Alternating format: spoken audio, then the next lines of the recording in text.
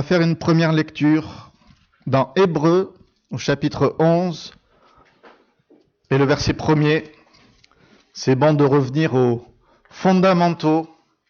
Et on sait que dans ce chapitre 11 des Hébreux, ça parle de quoi? La foi. Et il y a même une définition de la foi qui est donnée. On peut même lire le chapitre 10 au verset 38. Le juste vivra par la foi. Mais s'il se retire, mon âme ne prend pas plaisir en lui. Nous ne sommes pas de ceux qui se retirent pour se perdre, mais de ceux qui ont la foi pour sauver leur âme. Or, la foi est une ferme assurance des choses qu'on espère, une démonstration de celles qu'on ne voit pas. Amen. La foi est une ferme assurance des choses qu'on espère. Et on voit, les premiers versets nous l'ont dit, que c'est par la foi que nous pouvons plaire à Dieu et que nous pouvons obtenir le salut. C'est par la foi seul. Alléluia. On a le droit d'avoir de saines assurances, de véritables assurances. C'est ce que la Bible appelle de fermes assurances qui se traduit par notre foi. Mais parfois on peut se faire piéger par de mauvaises assurances. Des assurances que j'ai appelées illusoires. Des assurances qui nous donnent des illusions et qui nous amènent, comme les incertitudes peuvent parfois nous tromper, les assurances mauvaises aussi peuvent nous tromper. Par exemple, quand on croit que la religion vaut mieux que la révélation de la personne de Dieu. Quand on croit que l'imitation vaut mieux que l'intention. Quand on croit que la réflexion vaut mieux que la réalisation. On va lire des textes qu'on connaît bien dans Jean chapitre 3, où on voit justement un homme qui était dans sa religion, qui était parfaitement, honnête dans sa religion et sincère, mais ce n'est pas suffisant d'être honnête et sincère avec le Seigneur. Il faut être honnête et sincère dans ce qui correspond à sa parole, tout simplement. Il y avait un homme d'entre les pharisiens nommé Nicodème, un chef des Juifs, qui vint lui auprès de Jésus de nuit et lui dit « Rabbi, nous savons que tu es un docteur venu de Dieu, car personne ne peut faire ces miracles que tu fais si Dieu n'est avec lui. Amen. » Une assurance illusoire, c'est de croire que la religion vaut mieux que la révélation. Nicodème est présenté comme un chef religieux. La religion, vous savez ce que c'est? C'est quand on essaye de croire Dieu avec notre chair, avec notre nature humaine. Quand on essaye, nous, par nos propres forces, d'atteindre le ciel. La religion, une des premières images de la religion dans la Bible, c'est la tour de Babel, où les hommes essayaient de construire quelque chose pour toucher le ciel, pour montrer à quel point ils étaient merveilleux. Mais on voit que ça a été une entreprise vouée à l'échec. Et quelqu'un qui veut être en contact avec Dieu, mais qui s'appuie sur ses propres forces, ne pourra jamais y arriver. Et c'est la leçon que Nicodème avait besoin d'entendre. Pourtant, c'est un homme qui est renommé en Israël pour sa connaissance. C'est un brillant instructeur de la Torah. Il est même membre du Sanhédrin, c'était le conseil des Juifs, le grand conseil des Juifs, qui intervenait dans les affaires importantes. Et en plus, il a un vrai amour pour Dieu, mais dans sa connaissance de l'Ancien Testament, dans sa connaissance de la Torah et de tous ses principes. Quand même, on peut souligner aussi le fait qu'il a une vraie recherche de Dieu, parce que quand il voit ce qu'il se passe avec le prophète Jésus, il va le voir. Les autres ne sont pas allés le voir, hein. En tout cas, on n'a pas le rapport de ça, mais un de ceux qui a accepté d'aller voir Jésus, il a fait de nuit. Mais quand même, il l'a fait. Parce qu'il y avait une bonne curiosité dans son cœur, et il sentait que Jésus vivait des choses avec Dieu que lui ne vivait pas. Et il était intrigué par cet homme. Mais regardez la façon dont cet homme se présente à Jésus. « Rabbi, nous savons que tu es un docteur venu de Dieu. Nous savons. » Ça veut dire, c'est nous qu'on a la connaissance. Voilà notre assurance. Nous, on maîtrise tout ce qui est l'aspect religieux. Donc, on a décrété que tu étais quelqu'un qui pouvait peut-être nous apporter quelque chose de la part de Dieu. Nous savons. Mais on va s'apercevoir en lisant les versets que quand il va sortir de l'entretien, il saura plus grand-chose en fait. Parce qu'il va s'apercevoir que celui qui sait vraiment, c'est Jésus. Et c'est ça qu'on a besoin d'apprendre. On a le droit d'avoir des fermes assurances, mais les fermes assurances qui nous sont données par l'enseignement de Jésus, pas les fermes assurances qui viennent de notre propre fond, parce que là, sinon on se trompe et on tombe dans la religion. Comment est-ce qu'on peut passer de la religion à la révélation? La révélation, ça veut dire le dévoilement, ça veut dire qu'on vit quelque chose de supplémentaire avec le Seigneur, mais grâce à sa parole, grâce au contact de sa présence que le Seigneur nous permet d'expérimenter à chaque fois que l'on s'approche de lui, d'un cœur sincère. Regardez ce qu'il dit Jésus au verset 3. En vérité, je te le dis, si un homme ne naît de nouveau, il ne peut voir le royaume de Dieu. Le mot voir, c'est le même mot que nous savons. C'est le même verbe, sauf qu'il y en a un qui est dans le domaine visuel, il y en a un qui est dans le domaine moral. Nous discernons. Et Jésus est en train de lui dire, tu connais des choses sur Dieu, mais tu ne peux pas connaître le royaume de Dieu. C'est fou ça, hein? Pourtant, on vient de le souligner, c'est un des chefs religieux principaux. Et Jésus est en train de lui dire, je vais t'apprendre comment entrer dans le royaume, parce que, c'est sous-entendu, mais tu n'es pas encore dans le royaume. Comment, moi qui fais tout ça, moi qui passe tous les sabbats à enseigner dans les synagogues, à faire ceci et cela pour Dieu, je ne suis pas encore dans le royaume de Dieu? Ben oui, c'est possible. Parce que le plus important, c'est cette révélation de la personne de Jésus. En fait, Jésus est en train de lui dire, ce en quoi tu mets ton assurance, c'est une illusion. Vous savez, la religion nous empêche de voir les réalités spirituelles. Je parle de la mauvaise religion, d'accord? La mauvaise façon d'appréhender Dieu quand on essaie de le faire avec ses forces. Parce que quand on fait comme ça, elle nous garde dans des choses terrestres. Au lieu de nous élever, on a parlé d'élever notre âme vers le ciel, la religion nous maintient captifs. Quand c'est notre ancienne vie qui dirige notre foi, au lieu que ça soit la parole de Dieu et les promesses de Dieu qui nous dirigent, c'est notre ancienne vie, c'est notre caractère, c'est nos façons de faire. Ah, ben de toute façon, je suis comme ça changera jamais. Mais ça, c'est pas la foi, c'est la religion. Parce que la foi, ça nous amène à être transformés, changés, en une nouvelle créature même. Vous allez dire, oh, il va loin quand même. Oh, je peux peut-être améliorer mon caractère. Oui, mais c'est pas ça que Dieu veut. Dieu veut nous donner un nouveau caractère. Dieu veut nous modifier, nous transformer afin que nous puissions honorer son nom. À un moment donné, il va reprocher à la foule, vous savez discerner l'aspect de la terre et du ciel?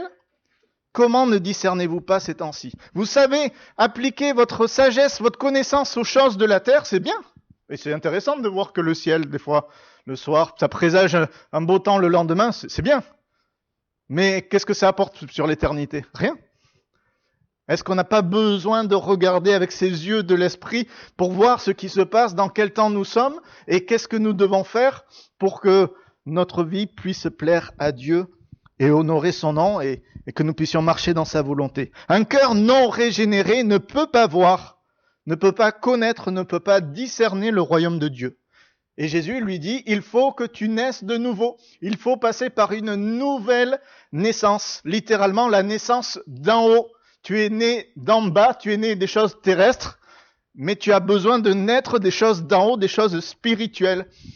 Être une nouvelle créature avec de nouveaux raisonnements, de nouvelles pensées, un nouvel amour, une nouvelle paix, une nouvelle maîtrise de soi et tout ce qu'on peut rajouter encore. Amen. Voilà ce qui est l'œuvre du Saint-Esprit. Et ce que j'aime, c'est la façon dont Nicodème y réagit dans cette histoire. Verset 4. Le grand savant d'Israël, le grand docteur, comment un homme peut-il naître quand il est vieux?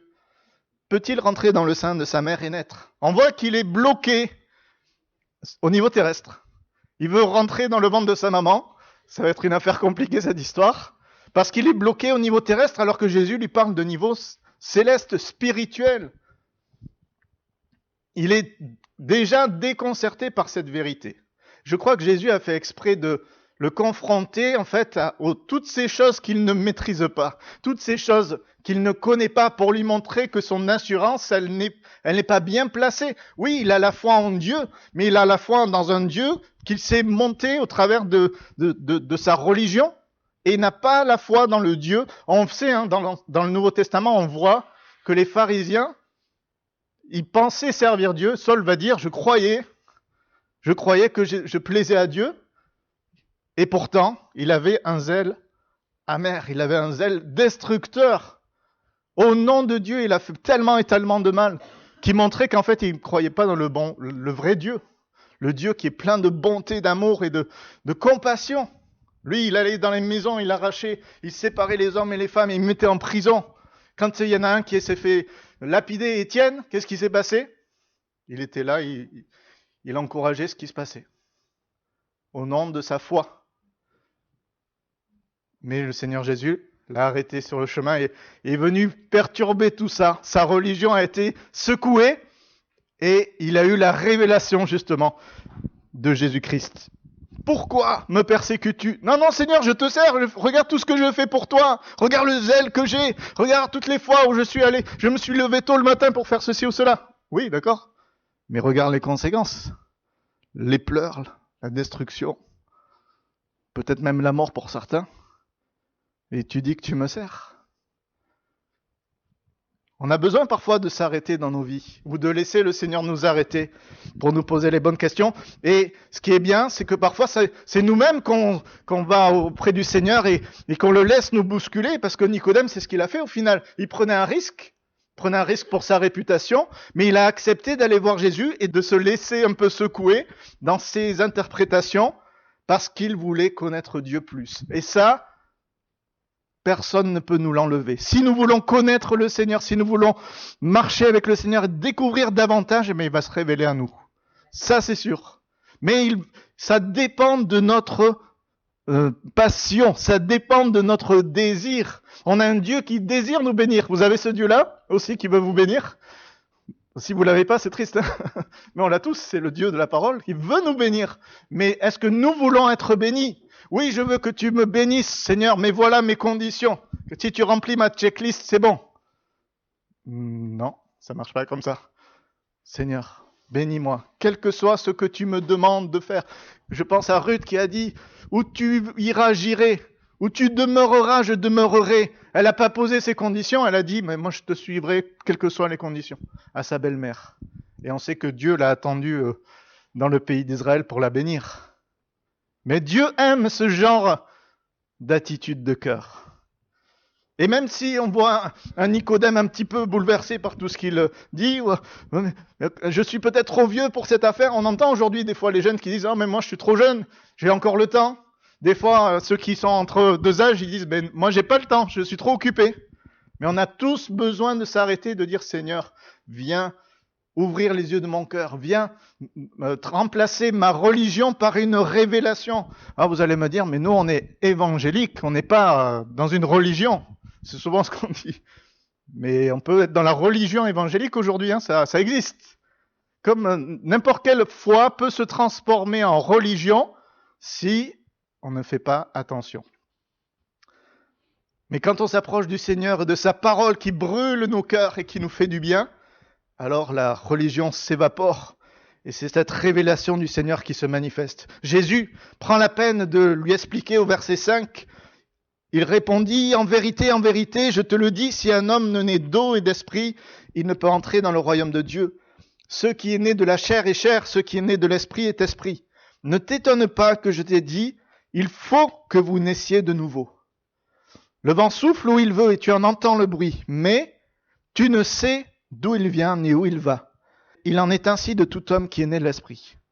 Vous avez remarqué que Jésus va encore dire à Nicodème, tu ne sais pas. Nous savons, Seigneur, que tu es un docteur. Oui, tu ne sais pas. Il faut, si tu veux voir, si tu veux connaître, si tu veux savoir les choses d'en haut, il faut que tu naisses de nouveau. Puis, le vent, tu ne sais pas ni d'où il vient, ni d'où il va. En fait, il y a beaucoup de choses que tu ne sais pas, Nicodème. Mais je vais te parler des choses qui vont toucher ton cœur et qui sont importantes et qui vont faire que tu auras une vraie assurance. Cette image du vent. On entend le vent. Parfois on l'entend bien dans le Gers, j'ai remarqué, suivant les endroits où on se trouve. On l'entend et on le voit, les arbres bougent, etc. S'il y a des petits trous dans la maison, on entend le sifflement du vent. Et c'est comme ça qu'on sait que le vent agit. Et c'est la même chose pour le Saint-Esprit. Le Saint-Esprit est appelé le souffle de Dieu. On ne le voit pas, le Saint-Esprit. Mais dans les effets qu'il produit dans les personnes, on sait qu'il est là. On sait qu'il est présent. Et c'est tellement merveilleux de s'apercevoir que le Saint-Esprit est agissant dans une personne. Je me souviens de cette jeune dame à Toulouse qui se préparait à prendre le baptême. Et on parlait justement de ces versets de Nicodème, de la nouvelle naissance. Et elle racontait qu'avant de connaître le Seigneur, elle était quelqu'un de très colérique. Et quand ça se passait mal au travail, elle cassait tout. Elle s'énervait sur ses collègues, elle leur hurlait dessous. Et un jour, elle a rencontré le Seigneur. Je vous passe toutes les circonstances. Mais ce qui s'est passé, c'est que les collègues de travail l'ont regardé, puis ils n'ont pas compris. Ils ont regardé comment elle vivait, et ils sont aperçus qu'elle se mettait plus jamais en colère. Et pendant des semaines, ils l'ont espionnée, si vous voulez. Et même, ils ont provoqué des situations pour voir si elle allait s'énerver. Et à chaque fois, maîtrise de soi, elle restait calme. Elle était joyeuse, elle était dans la paix. Et puis, à un moment donné, ils n'en pouvaient plus, ils sont venus la voir, ils ont dit, mais qu'est-ce qui t'arrive? Qu'est-ce qui t'est arrivé? Comment ça se fait que tu te mets plus en colère? Et elle a pu parler qu'elle avait rencontré le Seigneur. Et en se rappelant ça, elle a dit, mais oui, en fait, le Saint-Esprit a agi en moi. Vous savez, c'est bien quand c'est les autres qui nous le disent. Parce que quand on dit, oui, le Saint-Esprit agit en moi, c'est bien, c'est bien. Mais vous savez, la parole dit qu'un autre te loue et non ta bouche. Un étranger et non tes lèvres. C'est bien quand c'est même des personnes qui ne connaissent pas Dieu qui disent, il y a quelque chose qui s'est passé dans ta vie. Tu es quelqu'un de différent. On vous l'a déjà dit ça? Moi, je parle en connaissance de cause, on me l'a déjà dit. Mais on ne cherche pas à ce qu'on nous le dise. On cherche à ce que la parole de Dieu se manifeste dans notre vie, tout simplement. Et le Seigneur permet que ça se passe. Quand Jésus se révèle à un cœur, il ne laisse pas le cœur indemne. C'est obligé que quelque chose se passe. Le Seigneur ne veut pas qu'on soit dans des obligations, des commandements difficiles, des fardeaux pesants à accomplir par force. Mais il veut qu'on soit dans cette révélation que lui, il agit en nous, il nous donne la capacité et c'est lui qui fait le travail. Parce que quand le Saint-Esprit est là, qu'est-ce qu'il amène dans une vie? Lisez Galates et vous verrez le fruit de l'Esprit. Les conséquences de la présence du Saint-Esprit, les effets de l'Esprit, c'est l'amour, la paix, la joie, la patience, la bonté, la bienveillance, la maîtrise de soi, etc. Toutes ces choses qui honorent Dieu. Si dans mon cœur, il y a de l'orgueil, s'il y a des disputes, s'il y a des vantardises, il faut que je réfléchisse en me disant, c'est pas le Saint-Esprit qui m'agite, qui m'anime. Mais si c'est l'amour, la paix, la joie, alors oui, c'est le Saint-Esprit. Ça ne veut pas dire qu'on est parfait, on sait que, tu l'as dit tout à l'heure, Patrice, c'est un processus continuel, hein, on fait des progrès. Et pourquoi le Seigneur nous laisse sur la terre? Parce qu'on a besoin de faire beaucoup de progrès. Mais, par sa grâce, il nous permet de marcher et d'être transformés. Et encore une fois, verset 9, Nicodème va dire, mais comment cela peut-il se faire? Et Jésus va lui souligner, mais tu es le docteur d'Israël. En fait, qu'est-ce que tu prêches le samedi dans la synagogue? Parce que ça, c'est la base. Tu es le docteur d'Israël et tu ne sais pas ces choses. Oh, il est dur le Seigneur, hein? Non, il n'est pas dur. Il y va un petit peu fort, mais parfois, vous savez, on a expérimenté ça personnellement. Parfois, il nous titille là où ça fait mal, mais c'est pour notre bien, parce qu'il veut nous bénir. Et si nous voulons être bénis, nous devons accepter que le Seigneur parfois nous titille sur les points qui nous font mal, mais qui sont vrais. Nicodème avait cette ferme espérance dans sa religion, et il ne savait même pas ce qui concernait la nouvelle naissance. En plus, quand on lit l'Ancien Testament, on trouve des endroits, les cœurs seront circoncis, Dieu va répandre une eau pure sur les cœurs, il va changer le cœur de pierre en cœur de chair. Il y avait déjà les promesses qui étaient présentes. Jésus n'a rien inventé.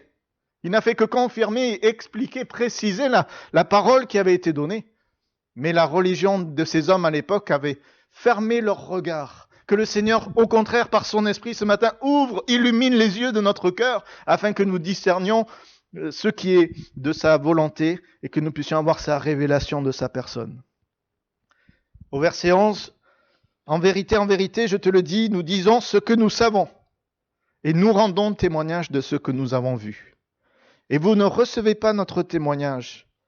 Si vous ne croyez pas quand je vous ai parlé des choses terrestres, comment croirez-vous quand je vous parlerai des choses célestes?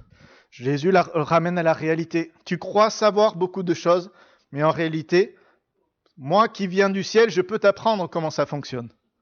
C'est ça qu'il va dire le Seigneur. Il n'y en a qu'un qui est monté au ciel, c'est le Fils de l'homme qui a été envoyé du ciel. Et il va lui faire cette magnifique leçon qui encore aujourd'hui, tu en as fait allusion tout à l'heure en plus, à ce verset que tout le monde connaît par cœur. Comme Moïse éleva le serpent dans le désert, il faut de même que le Fils de l'homme soit élevé, afin que quiconque croit en lui ait la vie éternelle. On peut le dire ensemble, ça vous gêne pas? Car Dieu a tant aimé le monde qu'il a donné son Fils unique, afin que quiconque croit en lui ne périsse point, mais qu'il ait la vie éternelle. Amen. Bon, c'est un bon verset, hein? C'est un merveilleux verset. C'est un des plus beaux qui résume tout le plan d'amour du Seigneur. Ça rappelle aussi à Nicodème une chose. Dieu envoie son Fils pour sauver de la mort. Et il est en train de dire, Jésus à Nicodème, ta religion ne te sauvera pas de la mort. La religion ne sauve personne de la mort, même pas la religion évangélique. Ce qui sauve de la mort, c'est la révélation de la personne de Jésus. Jésus est en train de parler de la croix. Jésus est en train de parler de ce qu'il va accomplir, de ce qu'il va être obligé de faire pour que la justice de Dieu tombe, mais qu'elle tombe pas sur nous, qu'elle tombe sur lui, qu'elle soit détournée, et que nous, c'est la grâce de Dieu, la vie éternelle qui soit notre partage. Quelle grâce! Quelle bénédiction! Le Seigneur ne veut pas que nous soyons dans le camp de la mort, mais il veut nous donner la vie éternelle. La ferme assurance que nous devons avoir, c'est qu'à la croix, l'amour de Dieu se révèle pour notre vie. Est-ce que nous voulons être changés, transformés ce matin? Oui, mais moi j'ai déjà été transformé. Mais c'est un processus. On doit, jusqu'à la fin, jusqu'au dernier moment, être transformé, changé. On va dans l'évangile de Luc, quelques pages auparavant, Luc chapitre 20, verset 20. Une autre assurance illusoire, c'est de croire que l'imitation vaut mieux que l'intention. Regardez ces gens qui approchent Jésus dans ce chapitre 20. Et au verset 20, ils se mirent à observer Jésus. Et ils envoyèrent des gens qui feignaient d'être justes pour lui tendre des pièges. Et saisirent de lui quelques paroles afin de le livrer aux magistrats et à l'autorité du gouverneur. Ces gens lui firent cette question. « Maître, nous savons que tu parles et enseignes droitement et que tu ne regardes pas à l'apparence, mais que tu enseignes la voie de Dieu selon la vérité. Nous est-il permis ou non de payer le tribut à César ?» Oh là là, on va piéger Jésus. Parce que s'il dit oui, alors les gens ne seront pas contents. Mais s'il dit non, c'est les Romains qui ne seront pas contents. Donc il est piégé. On sait que le Seigneur va régler l'affaire facilement. Hein. Mais ce qui est intéressant, c'est de voir de quelle manière et quelles paroles sont employées. Ce sont des gens qui disent « nous savons ». Et puis quand on écoute ce qu'ils disent, c'est quand même intéressant. « Nous savons que tu parles et enseignes droitement, maître ». Mais on sait que ce n'est pas quelque chose qui est dans leur cœur. Ils ne considèrent pas Jésus comme un maître. D'accord? Ils viennent en faisant semblant d'être justes. C'est fort cette expression. Vous savez, quand on s'approche de Dieu, mais que ce qu'il y a dans notre cœur ne correspond pas à ce qui sort de nos lèvres, c'est très dangereux également. Ce sont des fausses assurances. Ils viennent, eux, encenser le Seigneur pour le piéger. Ils ont des bonnes paroles, mais ils ont de mauvaises intentions. Parfois, on peut utiliser la foi même avec de mauvaises intentions. Je vais jeûner et prier, puis le Seigneur va être obligé de me répondre comme j'ai envie. Ben, je suis désolé, mais c'est pas comme ça que ça marche. Vous comprenez? Le jeûne et la prière, c'est bon, quand c'est fait de manière sage. mais c'est fait pour chercher la volonté de Dieu. C'est pas pour que Dieu se plie à notre volonté. Ça n'a rien à voir. C'est pas un espèce de troc spirituel qu'on fait. Seigneur, tu vois, j'ai sauté 5 repas, donc tu vas me donner 5 bénédictions. Mais non. C'est pas le commerce, hein. D'accord? C'est pas Vinted, là. Le jeûne et prière ou les choses de Dieu. Non, c'est beaucoup plus sérieux que ça. Vous comprenez? Parfois, on peut nous-mêmes se piéger dans ces sortes d'assurances où on vient vers le Seigneur, mais on n'a pas ses bonnes intentions. Ça ne veut pas dire qu'il faut tout abandonner. Ah, mais si c'est comme ça, je laisse tout tomber. Non, soyons intelligents, sages. Seigneur, montre-moi comment tu veux que je m'y prenne. Je veux chercher ta présence. Vous savez, quand dans le jeûne et prière, je prends cet aparté, mais quand dans le jeûne et prière, on est omnibulé par le repas, il y a un problème. Parce que c'est pas le fait de sauter le repas qui est le plus important. C'est le fait de passer du temps. Peu importe ce qu'on passe par-dessus, le plus important, peu importe ce qu'on sacrifie, le plus important, c'est de passer du temps. Vous avez jamais, parce que des fois on diabolise ou on mystifie tout, vous avez jamais fait une activité qui vous a fait manquer l'horaire du repas et vous avez même pas fait attention? Ça nous arrive pour toutes sortes de choses, hein.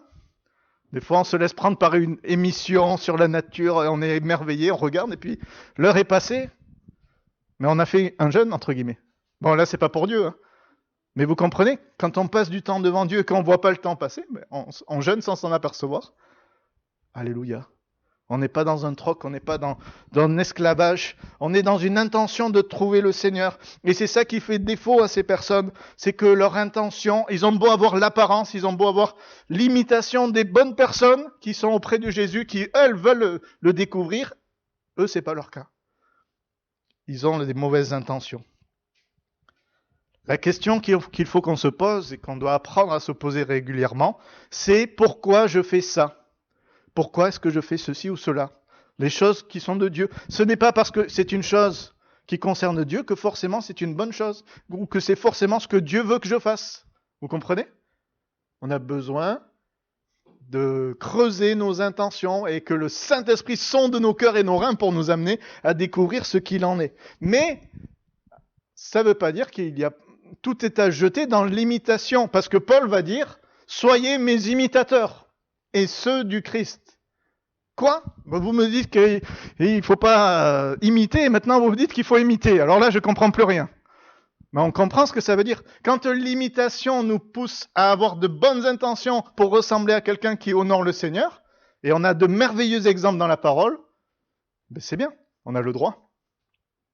Un des moyens que Dieu a utilisé personnellement pour me réveiller quand j'étais un ado dans l'église, c'est quand j'ai vu un jeune se convertir, qui lui venait du monde, et j'ai vu l'amour qui l'a animé.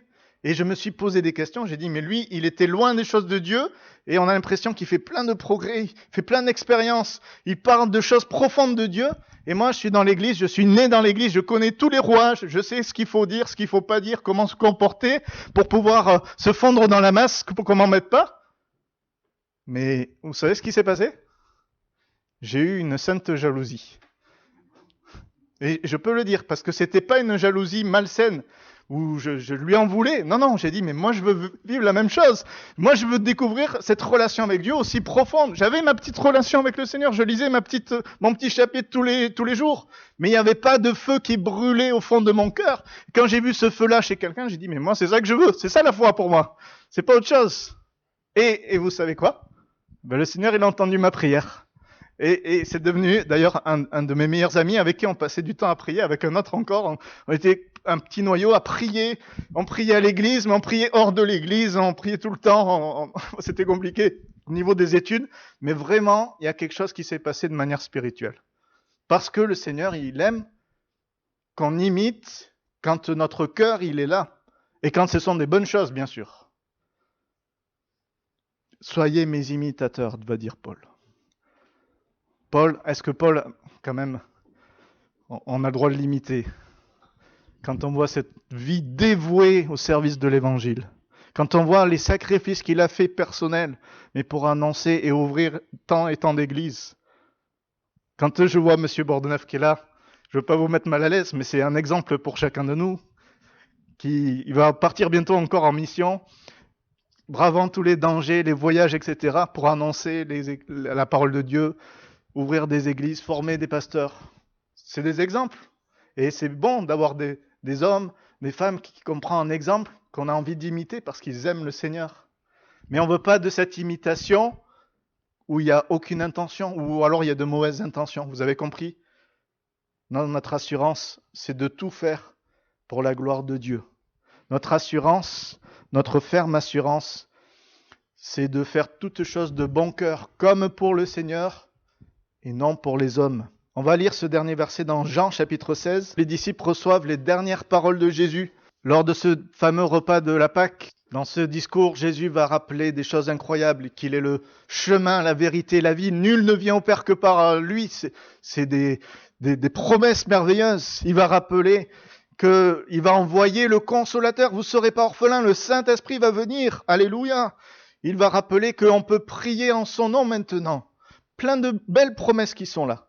Ses disciples lui dirent, « Voici maintenant tu parles ouvertement et tu n'emploies aucune parabole. Maintenant nous savons que tu sais toutes choses et que tu n'as pas besoin que personne t'interroge. C'est pourquoi nous croyons que tu es sorti de Dieu. » C'est une belle parole quand même qu'ils ont dit ces disciples. Et Jésus, quelque part, pourrait être fier. Et je crois que n'importe quel pasteur qui entendrait des croyants dire ça l'encouragerait. Ça y est, au bout de 3 ans, ils ont compris que Jésus sait tout. Et ils ont la foi en lui. Oui, mais c'est une assurance illusoire. Parce que quand on connaît la suite, et Jésus connaît la suite. Vous savez, souvent, Jésus nous prend au mot. Ils viennent de dire, nous savons que tu sais tout. Et Jésus va leur dire, ben oui, je sais comment vous allez réagir d'ailleurs dans quelques temps, dans quelques heures.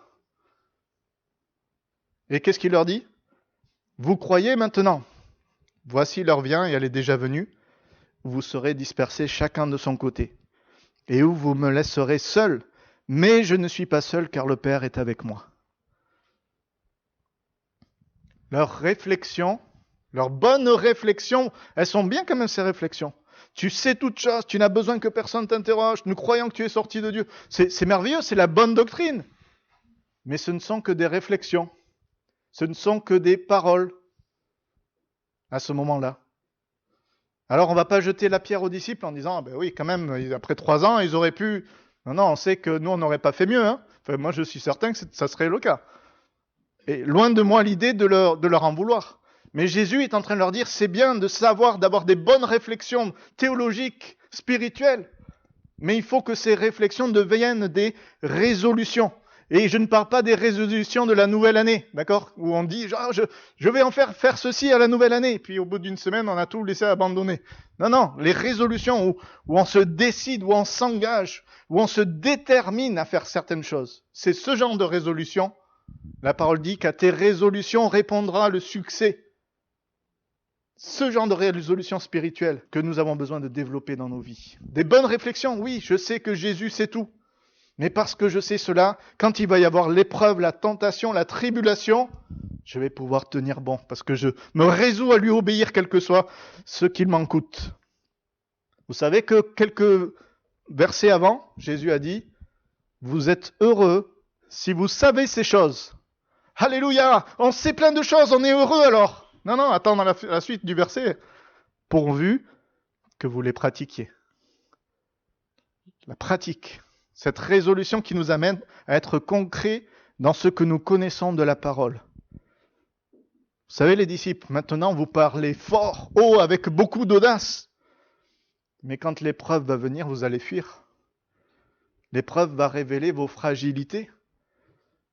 Et on sait que, par la grâce de Dieu, ces hommes qui étaient apeurés très rapidement, qui se sont tous enfuis, il y en a un qui a même renié le Seigneur plusieurs fois, on sait que par la suite, par l'œuvre du Saint-Esprit dans leur cœur, par la puissance du baptême du Saint-Esprit aussi, qui est venu sur eux, ils sont devenus des hommes résolus, des hommes qui ont accepté de vivre la parole, quel que soit ce qu'il en coûte. Quand on voit la fin de tous les disciples, quand on voit jusqu'où ils ont été prêts à aller dans leur vie, dans le danger qu'ils prenaient pour annoncer l'Évangile, on voit qu'ils ont compris la leçon. Mais ils avaient besoin d'apprendre et d'entendre ces paroles à ce moment-là, pour que leur ferme assurance dans leurs belles paroles, « Ah, cela ne plaise, Seigneur, cela ne t'arrivera jamais. Moi, je vais m'y prendre pour que personne te touche, Seigneur. » On sait que Pierre, il avait de belles intentions aussi, hein, mais ce n'était que des paroles. Oui, il a essayé, il a fait son possible, mais il a vu que ça fait du mal déjà, et puis que Jésus, il n'était pas dans ce chemin du tout. Nous voulons être de ceux qui entendent ce dernier verset, verset 33. Jésus, pourtant, il est secoue, mais regardez ce qu'il dit. « Je vous ai dit ces choses afin que vous ayez la paix. » Vous voulez avoir la paix ? Vous voulez que je vous laisse en paix ce matin ? Non, c'est pas ça. On veut avoir la paix de Dieu. On veut que le Seigneur, dans toutes nos situations, les tribulations, les épreuves, les complications de la vie, les choses qu'on n'a pas prévues mais qui se déroulent, les aléas, on veut ta paix, Seigneur. Regardez ce qu'il dit. « Vous aurez des tribulations dans le monde, mais prenez courage. J'ai vaincu le monde. » Les disciples, c'est possible de triompher même dans la tribulation, c'est ça qu'il dit le Seigneur. C'est pas les belles paroles qui vont vous amener à triompher, mais c'est parce que moi j'ai triomphé, moi j'ai vaincu le monde. Et Jésus le dit alors qu'il n'a pas encore été à la croix. Nous on sait qu'il a été jusque-là, qu'il est mort, mais en plus il est ressuscité, il est assis à la droite de Dieu. Voilà pourquoi on est plein d'assurance ce matin face aux tribulations de la vie. Il a vaincu le monde et il nous donne par la foi en lui de vaincre, d'être triomphants parce que nous mettons notre confiance en lui. Est-ce que nous allons rester dans nos assurances illusoires ou est-ce que nous allons simplement nous approcher de Dieu avec foi, avoir cette ferme assurance? On va fermer les yeux. Cette ferme assurance qui est centrée sur l'œuvre de la croix. Il fallait que le serpent soit élevé dans le désert. Et ceux qui le regardaient étaient sauvés. De la même manière, il a fallu que Jésus, qui porte le péché du monde, soit élevé à la croix. Et celui qui allait considérer avec sérieux ce sacrifice allait être sauvé. Ce matin, alors que nous allons aussi partager le repas dans quelques instants, c'est le moment aussi de considérer l'œuvre de la croix. Ce n'est pas une œuvre théologique.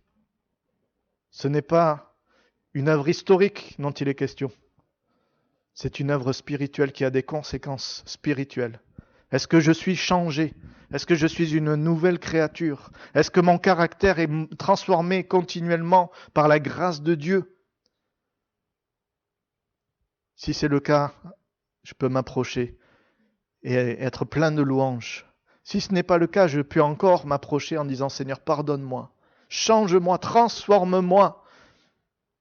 Change mon cœur de pierre en cœur de chair, que l'eau pure de ta présence, de ta parole coule sur mon cœur ce matin et fasse son œuvre afin que je sois une nouvelle créature. Seigneur, je ne veux pas une religion, je ne veux pas faire semblant de quoi que ce soit, mais je veux une vraie relation avec toi. Je veux une révélation de ta personne. Voilà les prières qui vont plaire à Dieu ce matin. Seigneur éternel, merci. Merci parce que même quand nous avons de fausses assurances, tu ouvres nos yeux pour que nous voyions, que nous discernions ce qui est vraiment. Seigneur, que dans ces moments, ton esprit ouvre les yeux de nos cœurs et nous montre qu'est-ce que ça veut dire que de te suivre. Nous montre qu'est-ce que ça veut dire de s'engager avec toi, d'être ton disciple. Merci parce que avec cette œuvre de grâce, ta vie coule en nous et autour de nous, Seigneur. Et nous prions que cela se manifeste de plus en plus. Nous prions, Seigneur, que tu prennes de plus en plus de place dans nos cœurs, dans nos vies, dans notre Église, dans ce département, dans tout ce que nous pouvons faire ou dire, dans nos vies personnelles, dans notre travail, dans tout ce que nous sommes, Seigneur, que ta vie puisse germer partout et amener la guérison et amener le fruit de l'Esprit, Seigneur. Merci pour l'œuvre que tu fais par ton esprit. Nous voulons, Seigneur, fléchir le genou devant toi. Nous voulons, Seigneur, ce matin, nous soumettre à ta volonté. Oui, tes voies ne sont pas nos voies, Seigneur. mais tes voies sont parfaites, tes voies sont saintes, tes voies sont éternelles. Et Seigneur, nous voulons ne jamais oublier que nos vies sont dans tes mains et que tu as cet avenir radieux pour chacun d'entre nous. Tu connais ce matin celui qui est dans les luttes, dans les combats. Tu sais le pourquoi. Tu connais celui peut-être qui veut montrer la bonne apparence parce qu'au fond de son cœur, il est brisé. Mais Seigneur, tu es le Dieu qui reconstruit ce qui a été brisé. Tu es le Dieu qui guérit ce qui a été cassé, Seigneur. Et tu es le Dieu qui nous fait vivre une vie chrétienne authentique par ta puissance. Amen.